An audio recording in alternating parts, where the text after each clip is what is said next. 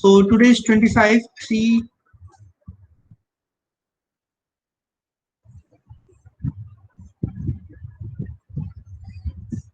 So it is 25 03 2021, and now we are going to solve some of the problems from the limit from the exercises given to you for limit. तो हम लोग start करते हैं x cube y upon x square plus y to the power 4. x cube y sir screen share नहीं है आपका sir. Yes, oh sorry, okay let me.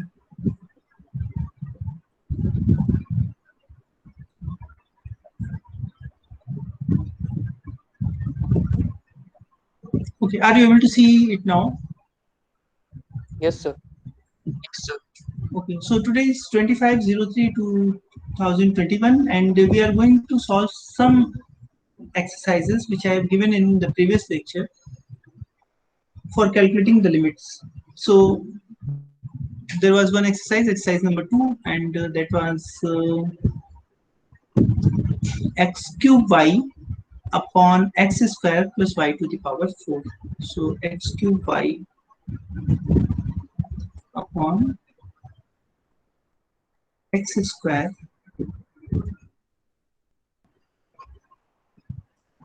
plus y to the power 4, and this is limit xy going towards 0 0, and we are to show that its value is 0. ठीक है, इसकी value 0 है ये दिखाना है. तो हम लोग एप्सिलॉन डेल्टा डेफिनेशन यूज करेंगे. So we will use epsilon delta definition. So definition के हिसाब से हमको क्या दिखाना है, तो show given epsilon greater than 0 there exists delta greater than 0 such that norm of xy minus 0 0 is less than delta implies mod of x cube y upon x square plus y to the power 4 minus 0 is less than epsilon. This is something which we want to show. और इसका मतलब क्या है, जो left hand side में लिखा है इसका मतलब है under root x square plus y square is less than delta. It should implies that x cube y upon x square plus y to the power 4 is less than epsilon. This is something which we want to show. तो इसको दिखाने के लिए कुछ rough work करते हैं. चलिए कुछ कैलकुलेशन करके देखते हैं कि क्या करने से ये चीज आ जाएगी. क्या डेल्टा लेना चाहिए. This is something which we want to calculate. तो अब देखते हैं x cube y upon x square plus y to the power 4. So mod of this इसका मॉड, इसको किसी तरह से हमको अप्रोक्सीमेट करना होगा.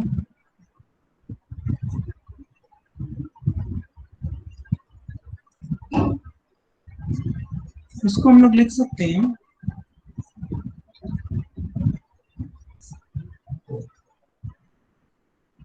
X square x y upon x square plus y to the power 4 mod mod mod. ऐसे कर सकते हैं. Do you agree at this point? ये चीज समझ में आ रहा है आपको? अब देखो ये जो हिस्सा x square upon x square plus y to the power 4, ऊपर भी एक्स स्क्वायर है और नीचे भी एक्स स्क्वायर है, उसमें कुछ ऐड है, और जो ऐड है वो पॉजिटिव नंबर है क्योंकि वाई टू द पावर 4 है, वाई एक रियल नंबर है, तो एक पॉजिटिव नंबर ऐड. इसका मतलब जो डिनोमिनेटर है वो न्यूमरेटर से बड़ा है. इसका मतलब इसकी वैल्यू हमेशा लेस देन 1 होगी, may be equal to 1 at some places. So you may say that it is less than equal to 1 into mod x into mod y. अच्छा, अब देखो mod x के लिए हम क्या कर सकते हैं. mod x को हम ऐसे सोच सकते हैं under root of x square, और मॉड वाई को हम लोग सोच सकते हैं under root of y square, एक ही बात है। एक्स स्क्वायर का जब आप अंडर रूट लेंगे तो एक्स आएगा, लेकिन पॉजिटिव अंडर रूट पॉजिटिव लिया गया है तो मॉड एक्स आएगा, पॉजिटिव वैल्यू आ जाएगी, ठीक है। लेकिन ये लेस देन है under root x square plus y square से into under root x square plus y square से। एग्री कर रहे हो इस बात को? तो यानी यस ये बराबर, so it is equal to x square plus y square, और x square plus y square को हमको डेल्टा से छोटा करना है, और इस पूरे चीज को हमको एप्सिलॉन से छोटा करना है, ठीक है। तो ये जो नंबर है इसको हमको एप्सिलॉन से छोटा करना है, जिसको हमको लेस देन एप्सिलॉन करना है। लेकिन ये नंबर जो है वो डेल्टा से, under root x square plus y square delta से छोटा है, यानी x square plus y square हमेशा लेस देन डेल्टा स्क्वायर होगी। तो अगर हम इसको एप्सिलॉन से छोटा करना चाहते हैं और एप्सिलॉन जो भी है डेल्टा स्क्वायर एप्सिलॉन के बराबर ले लें, तो ऑटोमेटिकली ये आइडेंटिटी सेटिस्फाइड हो जाएगी। So this is our rough work. ये जो हमने कैलकुलेशन किया है ये हमारा रफ वर्क, ठीक है ना। ये कैलकुलेशन हमारा रफ वर्क है, और इस रफ वर्क के आधार पर हम कह सकते हैं कि हम लोग को डेल्टा क्या चूज करना चाहिए। Delta should be under root epsilon होना चाहिए। अगर ये डेल्टा ले लें तो हमारा काम हो जाएगा, ठीक है। समझ में आ रही बात? तो चलिए इस बात को लिख लेते हैं। So given epsilon, given an epsilon greater than 0, choose delta to be under root epsilon. Then for norm of xy minus 0 0 less than delta implies mod of x cube y upon x square plus y to the power 4। आपको यहाँ पे पूरा लिखना चाहिए क्योंकि वो ऊपर जो कैलकुलेशन किया वो रफ वर्क है। तो let me right it again, x square plus y to the power 4 mod into mod x into mod y, and this is less than under root x square plus y square whole square, and but under root x square plus y square is less than delta, so it is less than delta square, and delta square is epsilon, so everything is less than epsilon. Hence limit xy going towards 0 0 f of xy, जो f xy दिया हुआ था, so the f xy which is given is, let me write it here again, so that is x cube y upon x square plus y to the power 4 is equal to 0। समझ में आ गया बात? Is it okay? Yes, yes. Yes. So किसी को कोई confusion नहीं है? If you have any confusion, then you can ask. Sir हाँ, इसमें आप एक और क्वेश्चन दिए थे लास्ट वाला साइन वाला, वो भी करवा दीजिए।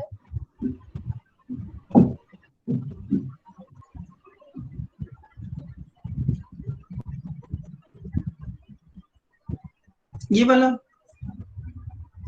Yes sir. Problem number 6। Yes sir. ठीक है, ठीक है, देखते हैं।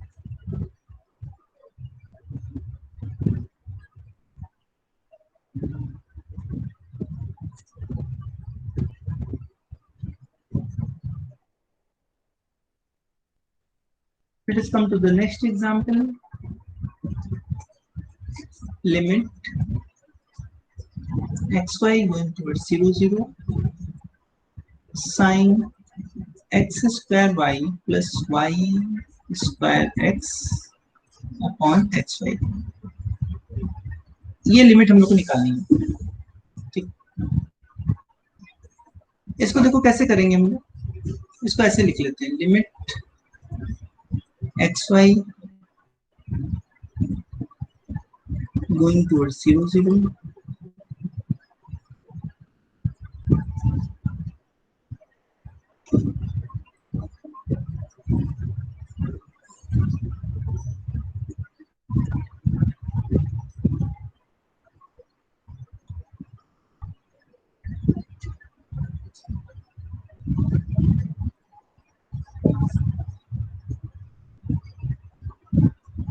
ऐसे लिख सकते हैं इसको।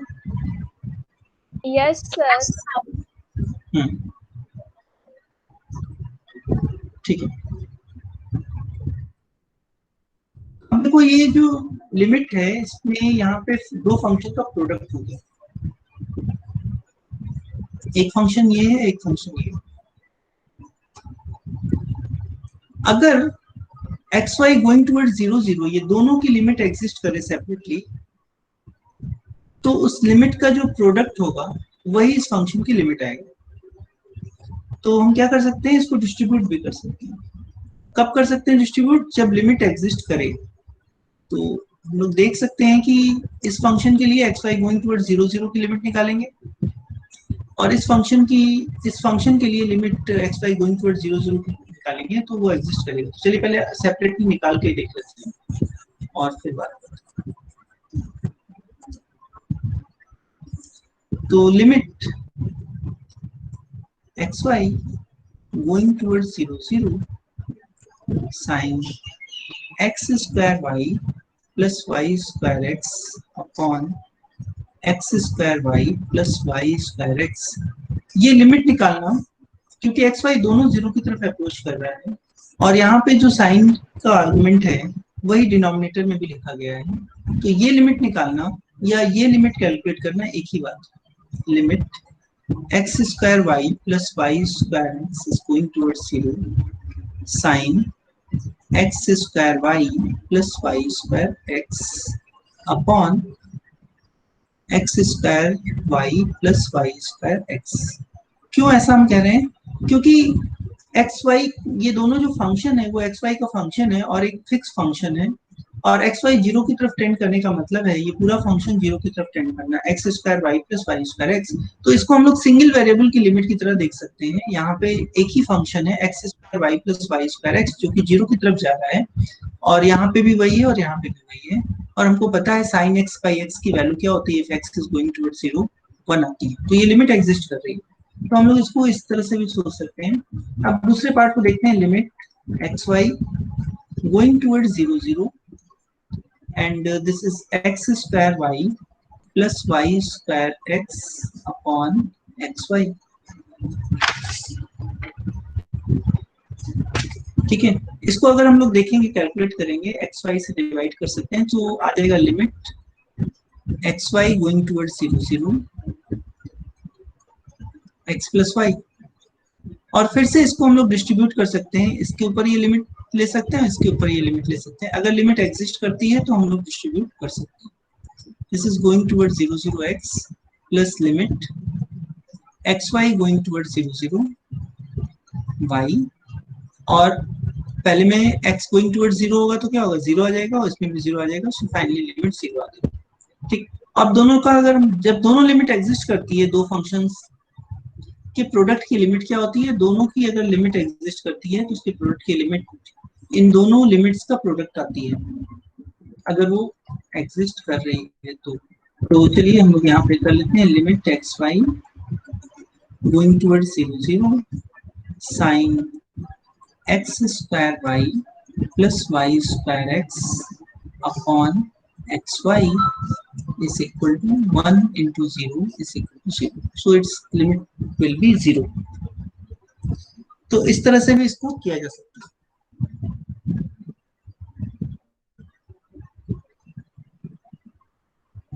ठीक है ये सर यस। तो इसको हम लोग अब साइनल वाले तरीका से नहीं कर सकते हैं? उससे भी कर सकते हैं। तो उससे कैसे करेंगे? चलिए ट्राई करते हैं उससे।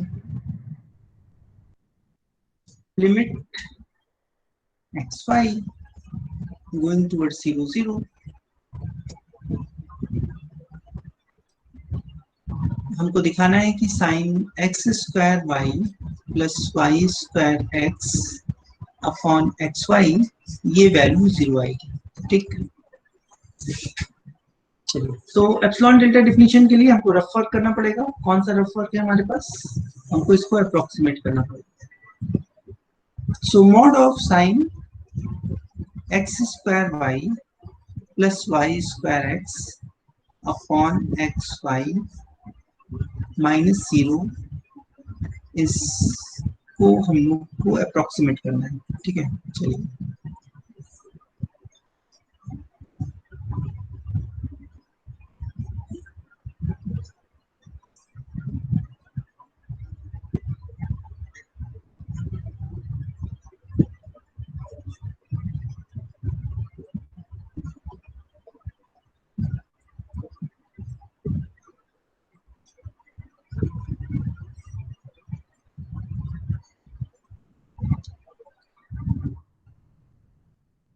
तो हमें पता क्या है कि नॉर्म ऑफ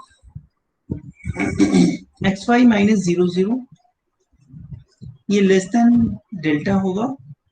तो हमको दिखाना है कि जो ऊपर वाला है वो लेस देन एप्सिलॉन होगा, इसको हमको लेस देन एप्सिलॉन लाना है सब्जेक्टेड टू द कंडीशन कि ये लेस देन डेल्टा हो। और इसका मतलब ये है कि under root x square plus y square is less than delta हो। तो किसी तरह से इस पूरे एक्सप्रेशन में ये डेल्टा के रूप में यानी इस under root x square plus y square के टर्म में इसको लाने की कोशिश करेंगे हम लोग।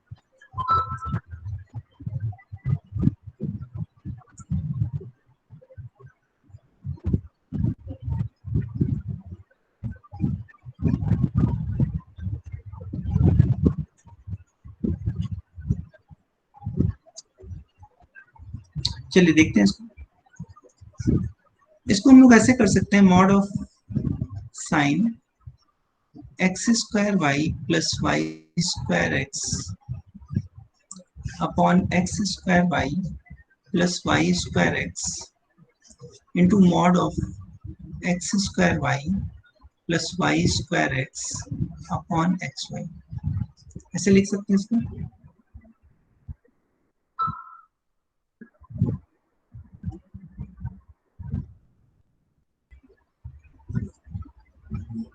ठीक है, अब अगर इस हिस्से को देखेंगे हम लोग,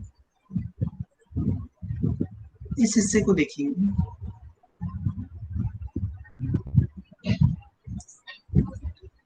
तो क्या हम ऐसा बोल सकते हैं कि ये पूरा जो एक्सप्रेशन है फर्स्ट वाला, ये एक्सप्रेशन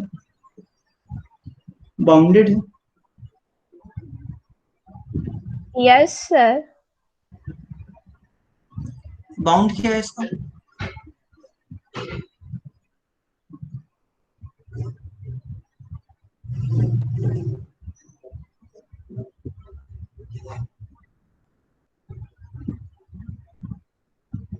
ठीक है, आप निकालिएगा कि ये किस नंबर से बाउंडेड है।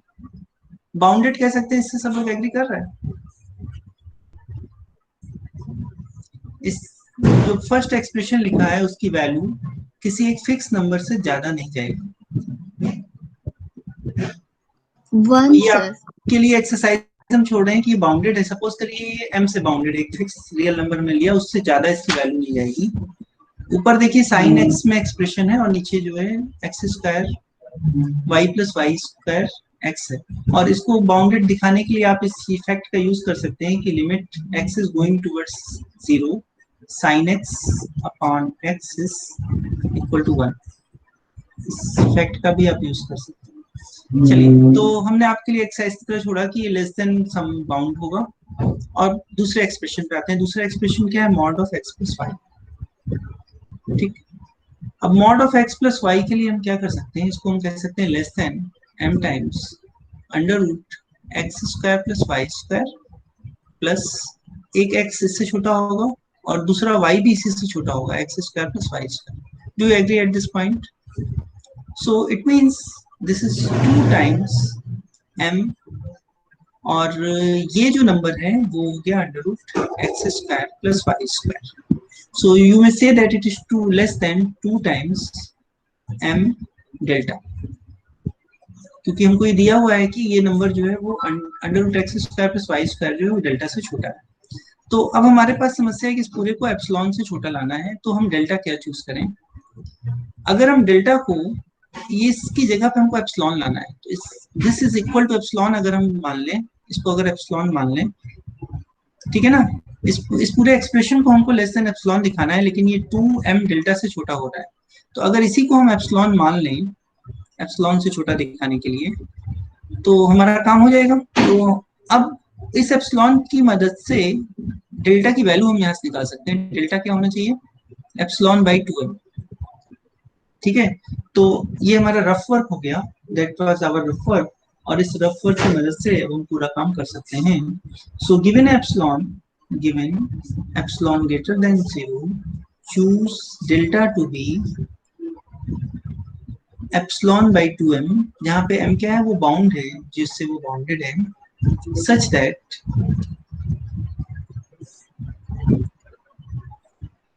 choose this, then what will happen is that for norm of xy minus 0 0 less than delta, it means mod of sin x square y plus y square x upon xy,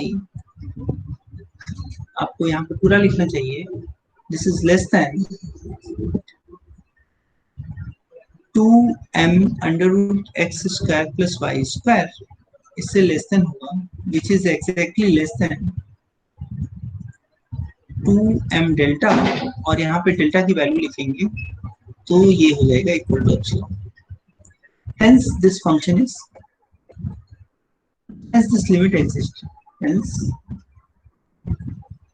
epsilon delta definition satisfy हुई, तो limit exist कर गई, limit x y is going towards 0 0 sin x square y plus y square x upon xy is equal to 0।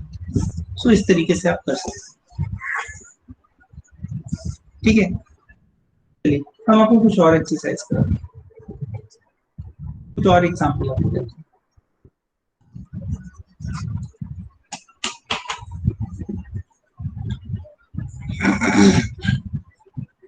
चलिए एक function लेते हैं, tell let f x y is equal to x square y square upon x square y square plus x minus y square. ये function हमें लिया, और लेकिन ये फंक्शन डिफाइन कब है? Whenever x square y square plus x minus y square is not equal to 0। ये जब 0 नहीं होगा तभी ये फंक्शन डिफाइन है, ठीक है ना।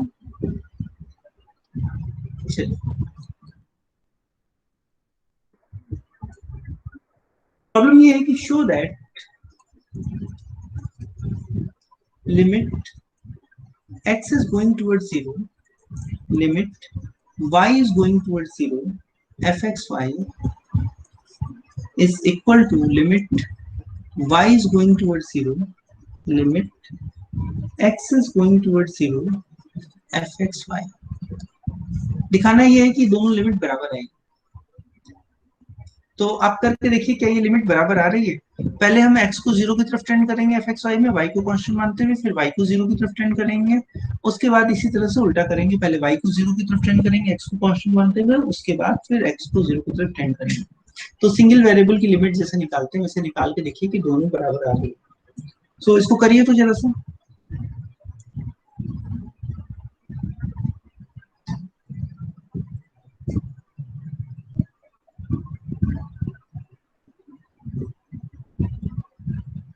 ट्राई कर रहे हैं आप लोग?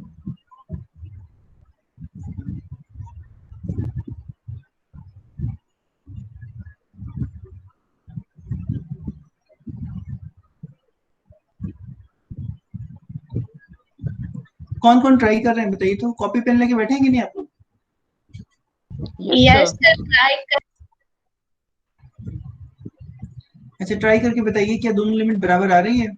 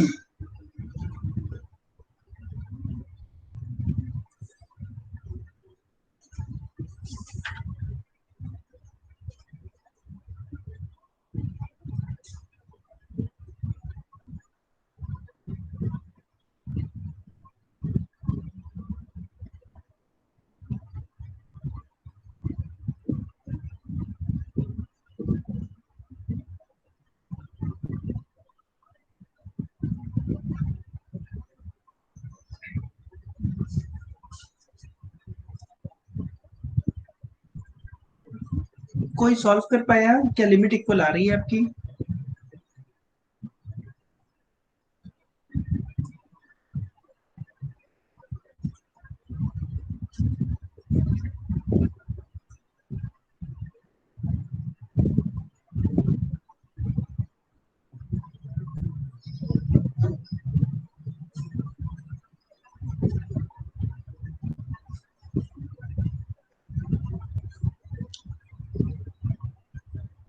ये तो सिंपल लिमिट है। कौन कौन ट्राई कर रहा है हमको बताइए तो। विज्ञान प्रकाश आप कर रहे हैं? सर जीरो आ रही है क्या दोनों की लिमिट? जीरो ही आएगी, दोनों साइड से निकालने पे लिमिट जीरो आएगी। अंकित यू आर राइट। यानी फिर सर और दोनों किसी ने इक्वल ट्राई हैं। किया? यस सर, जीरो आ रहा है। यस, दोनों इक्वल आ जाएगा। हाँ, सब जीरो आएगा और इक्वल आ जाएगा। You are right. सारे लोग ट्राई करें और जो भी क्वेश्चन है उसको करिए आप लोग। बिना करे मैथमेटिक्स में दिक्कत होगा, क्योंकि एग्जाम में आपको करना ही होगा, है ना। तो क्वेश्चन आप लोग जरूर सॉल्व कीजिए। तो इसकी लिमिट निकालेंगे दोनों तरीके से, तो जीरो आएगी। अच्छा, एक चीज ध्यान दीजिए कि जब हम लोग सिंगल वेरिएबल का फंक्शन लेते थे, जब फंक्शन सिंगल वेरिएबल का होता था तो क्या होता था। मान लीजिए कि फंक्शन का किसी पॉइंट ए पे लिमिट निकालनी है, ये एक कोई पॉइंट है, और हम लोग लिखते थे limit x is going towards A F x, और लिमिट कैलकुलेट करते थे। तो ये लिमिट जो होती थी, इसकी वैल्यू एक्चुअल में दो तरह की लिमिट्स हम लोग देखते थे वहां पे। Limit x is going towards a minus, left limit इसको बोलते थे।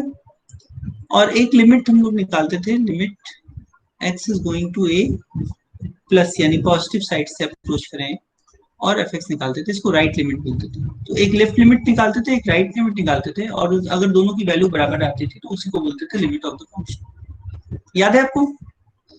तो क्या होता था कि रियल लाइन के ऊपर इस ए को, ए की तरफ पहुंचने के दो तरीके होते थे, एक इस साइड से और एक इस साइड से, ठीक है। और अगर दोनों तरीके से लिमिट इक्वल आती थी तो हम बोल देते थे कि फंक्शन की लिमिट एग्जिस्ट कर रही है। Do you remember this thing? ऐसा होता था? Yes sir. अच्छा, लेकिन अगर हम यही काम रियल लाइन के ऊपर नहीं करके हम लोग R2 पे करेंगे, यानी मान लीजिए हमारे पास प्लेन है और प्लेन में कोई पॉइंट है, ये कोई पॉइंट है A1 A2 कोई पॉइंट है, और इस पॉइंट तक हमको पहुंचना है, तो इस पॉइंट तक पहुंचने के कितने तरीके हो सकते हैं? आप सोचिए,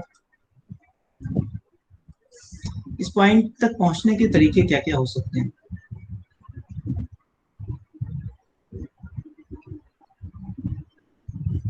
जैसे कि रियल लाइन पे देखे तो उस एक पॉइंट पे पहुंचने के दो तरीके हमको दिखे। एक तरीका लेफ्ट से चले जाएं और एक तरीका था राइट से उस पॉइंट पे अप्रोच कर लें।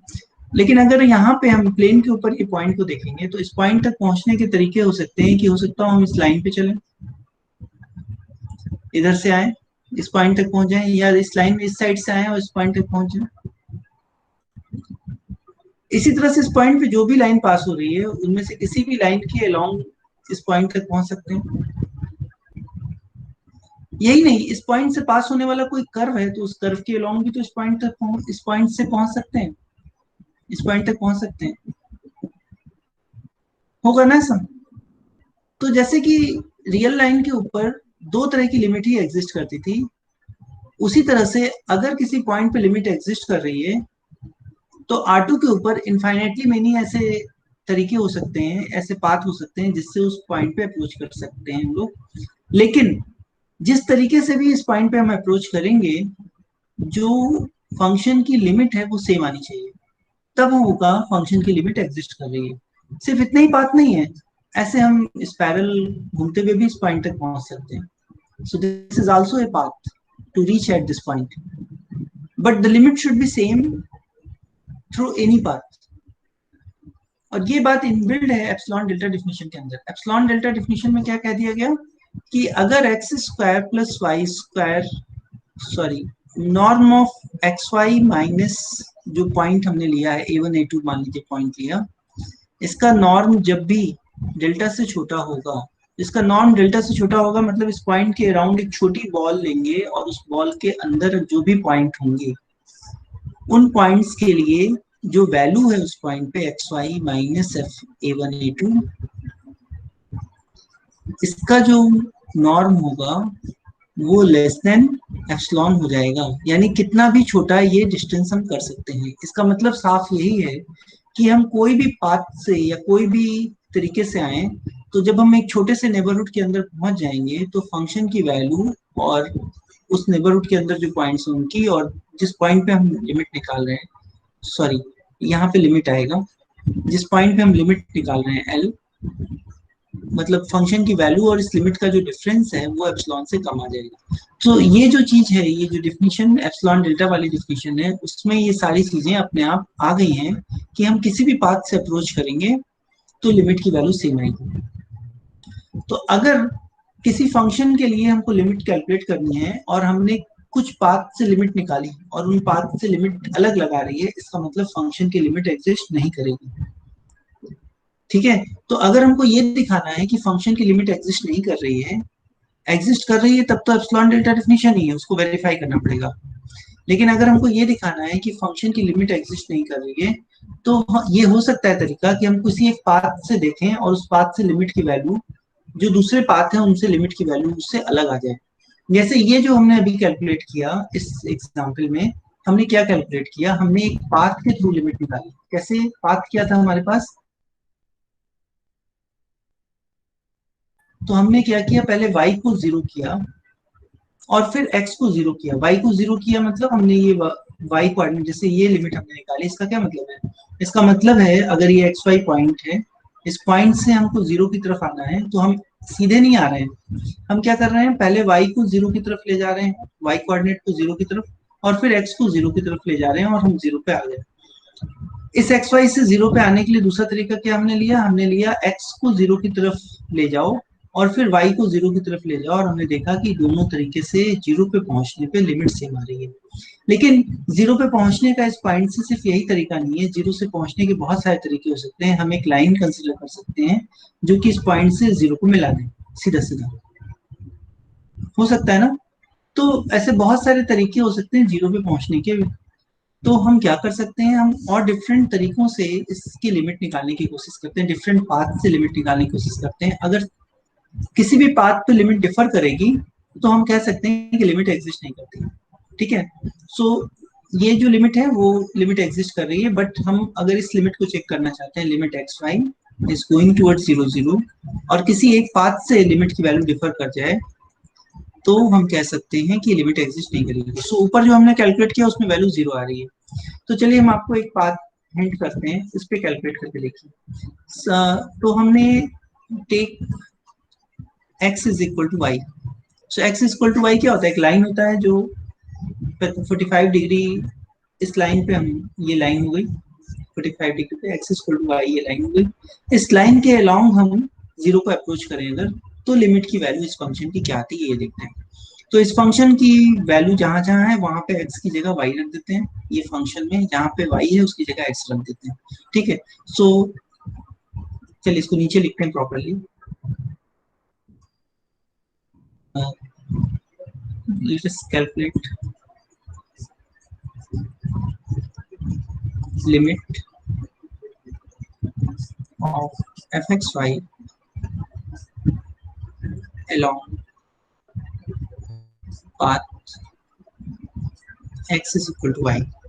So क्या होगा, limit xy going towards 0 0 fxy, क्योंकि हम पाथ ले रहे हैं x is equal to y, तो x और y बराबर हो गया, limit x is going towards 0, f of x x हो गया. अब f ऑफ x x की वैल्यू हम यहाँ पे रख सकते हैं. तो y की जगह हम क्या रख देंगे, x रख देंगे। So limit x is going towards 0 x to the power 4 upon x to the power 4 plus x minus x square. So 0 हो गया और ये x4 कट के 1 आ गया, तो ये लिमिट की वैल्यू आ गई 1।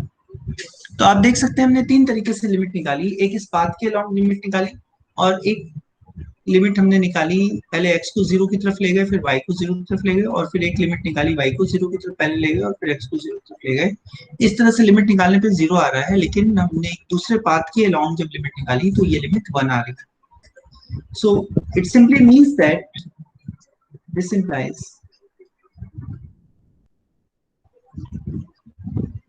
limit xy going towards 0 0 fxy is not, this does not exist। क्योंकि लिमिट जब भी एग्जिस्ट करेगी तो किसी भी पाथ के लॉन्ग लिमिट निकालो, सारी लिमिट सेम आएगी। समझ में आ रहा है यहाँ पे आपको, या कोई कंफ्यूजन है?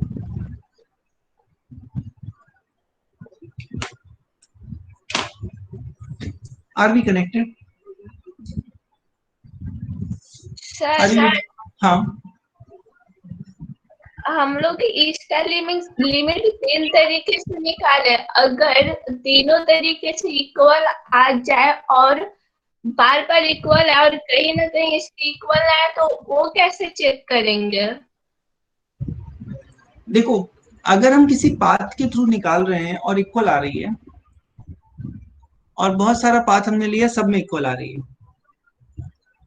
अगर हमको ये दिखाना है कि लिमिट एग्जिस्ट कर रही है, तो हमको फिर भी एप्सिलॉन डेल्टा डेफिनेशन का यूज करना पड़ेगा, क्योंकि एक पॉइंट पे अप्रोच करने के इनफाइनाइटली मेनी तरीके हैं। अगर हम 2D में हैं तो इनफाइनाइटली मेनी तरीके हैं। सिंगल आर पे थे तो हमने लेफ्ट लिमिट और राइट लिमिट निकाली, इक्वल आ गई तो हम कह दिए लिमिट एग्जिस्ट कर गई, ठीक है। लेकिन अगर हम R2 पे हैं तो उस पॉइंट पे पहुंचने के बहुत सारे तरीके हो सकते हैं, इनफाइनाइटली मेनी लाइंस उस पॉइंट से पास होती है, वो हो सकता है, कोई कर्व हो सकता है। तो हम ये नहीं कह पाएंगे बार बार लिमिट निकाल के, अगर लिमिट सारी इक्वल आ रही है तो हम नहीं कह सकते कि लिमिट एग्जिस्ट कर रही है, क्योंकि हो सकता हो कोई पाथ हम मिस कर रहे हैं। लेकिन अगर हमने दो पाथ से निकाला और लिमिट डिफर कर गई, लिमिट की वैल्यू डिफर कर गई, तो ये जरूर हम श्योर कह सकते हैं कि लिमिट एग्जिस्ट नहीं करेगी, क्योंकि अगर लिमिट एग्जिस्ट करती है तो सारे पाथ से एक ही आती है लिमिट, ठीक है। जैसे हमने दो पाथ से ऊपर निकाला, x इज गोइंग टुवर्ड्स 0 पहले लिया, फिर y इज गोइंग टुवर्ड्स 0 और फिर पलट के लिया, और दोनों से इक्वल आ गए वैल्यू। लेकिन फिर भी हम देख सकते हैं कि एक नया पाथ हमने लिया जब x is equal to y करके, तो लिमिट की वैल्यू 1 आ गई। इसका मतलब लिमिट एग्जिस्ट नहीं कर रही है।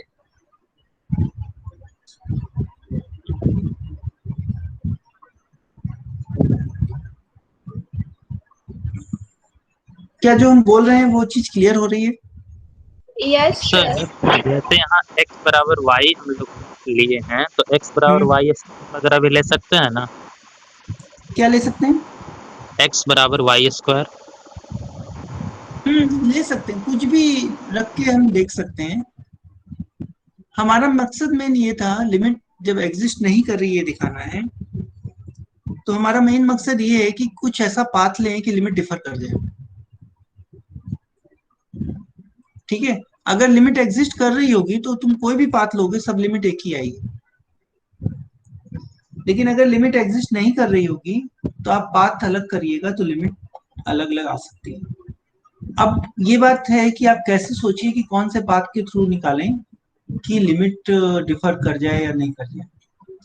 तो ये धीरे धीरे आपके एक्सपीरियंस से आएगा। यहाँ ये इसको देखने से ऐसा हमको लग रहा था कि अगर x इक्वल टू y ले लेंगे तो ये हिस्सा खत्म हो जाएगा, और जैसे ही ये हिस्सा खत्म होगा तो ये दोनों कैंसिल हो जाएगा। देखने से नहीं लग रहा है इसको फंक्शन? तो इसीलिए हमने x is equal to y लिया। आप x is equal to y square ले सकते थे, बहुत सारे हो सकते हैं वैल्यू, और उस पे हो सकता है वैल्यू 0 नहीं आती या 0 ही आती, या आप कैलकुलेट नहीं कर पाते वहां पे आसानी से। जैसे मान लीजिए आपने कहा कि चलिए x की जगह पे हम वाई स्क्वायर ले लेते हैं, तो x की जगह पे अगर आप वाई स्क्वायर लीजिएगा तो ऊपर हो जाएगा y टू द पावर 4, और ये हो जाएगा वाई स्क्वायर, तो वाई टू द पावर 6, और नीचे हो जाएगा वाई टू द पावर 6 फिर से, और फिर एक्स की जगह y square minus y whole square, कुछ ऐसे है। और ये वाई टू द पावर 6 ऊपर है, और नीचे हो गया आपका y to the power 6 plus y square y minus 1 whole square, ऐसे कुछ होगा ना।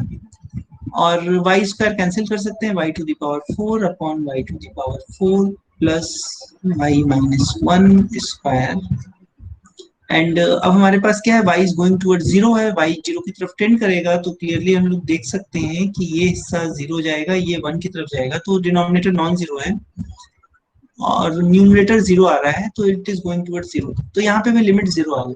तो इस पाथ को लेने से कोई खास फर्क नहीं पड़ा, इस सेंस में कि ऊपर जो ये लिमिट हम लोग निकाले थे ये ऑलरेडी 0 आ रही थी और ये लिमिट भी 0 ही आई, तो दोनों डिफर नहीं कर रहे थे।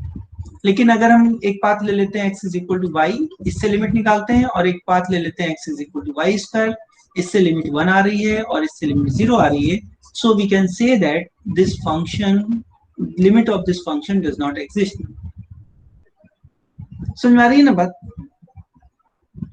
Yes sir. ठीक है, तो अगर दो डिफरेंट पाथ लेने पर लिमिट डिफर कर जाए तो हम रिजेक्ट कर सकते हैं कि लिमिट एग्जिस्ट नहीं कर रही है, लेकिन अगर हमको दिखाना है कि लिमिट एग्जिस्ट कर रही है तो हमको एप्सिलॉन डेल्टा डेफिनेशन ही यूज करना पड़ेगा। ठीक है, यस सर। तो इस तरह से आपका काम होगा। ये हम कुछ क्वेश्चन हमारे पास हैं, हम उसको आपको भेज देंगे, आप लोग उसको ट्राई सॉल्व करने की कोशिश करिएगा। ठीक है, तो अब हम लोग मिलते हैं नेक्स्ट थर्सडे को। नेक्स्ट थर्सडे को 1 तारीख है, 1 तारीख को हम लोग मिलते हैं। ठीक है, so happy Holi to all of you. आप लोग सेम टू यू सर। और हम लोग next class will be on 1st of April। Thank you everybody. कुछ पूछना हो तो आप पूछ सकते हैं अभी भी।